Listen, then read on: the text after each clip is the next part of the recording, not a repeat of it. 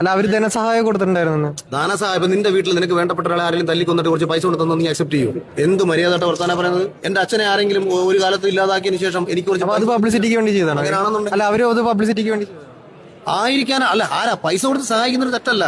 ഞാൻ പറഞ്ഞത് രാഹുൽ ഈശ്വർ പറഞ്ഞ വീഡിയോക്ക് 1.5 ലക്ഷം ലൈക്കും കണ്ട് ഞാൻ കണ്ടു. ദീപകിന്റെ മരണത്തെ വിറ്റ് വേണമെങ്കിൽ എനിക്കും കാശാക്കി മാറ്റാം. ഞാൻ മിണ്ടാതിരുന്നതിന്റെ കാരണം ആ കുടുംബത്തിനാണ് നഷ്ടം സംഭവിച്ചത്. ഞാൻ ഇവിടെ ദീപക് എന്ന് പറയുന്ന മനുഷ്യന് വേണ്ടിയിട്ട് വാതോരാതെ സംസാരിച്ചിട്ട് 4 ദിവസം കഴിയുമ്പോഴത്തേക്ക് ഈ സോഷ്യൽ മീഡിയ വഴി യൂട്യൂബ് വഴി കിട്ടുന്ന കാശ് കഴിഞ്ഞതിന് ശേഷം ആ കുടുംബത്തിന്റെ നഷ്ടം ആര് നിർത്തി കൊടുക്കും? ഞാനെന്താ തന്റെ യൂട്യൂബ് ചാനലുകളൊക്കെ ഓരോ കാര്യങ്ങളൊക്കെ പറയുന്നത്?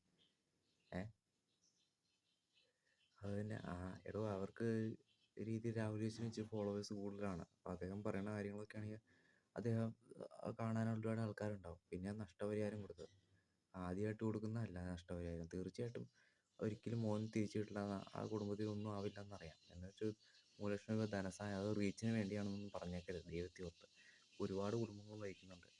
അല്ല ഒരുപാട് ആളുകൾ മരിച്ചപ്പോൾ ഒരുപാട് കുട്ടികളൊക്കെ മരിച്ചിട്ടുണ്ട്.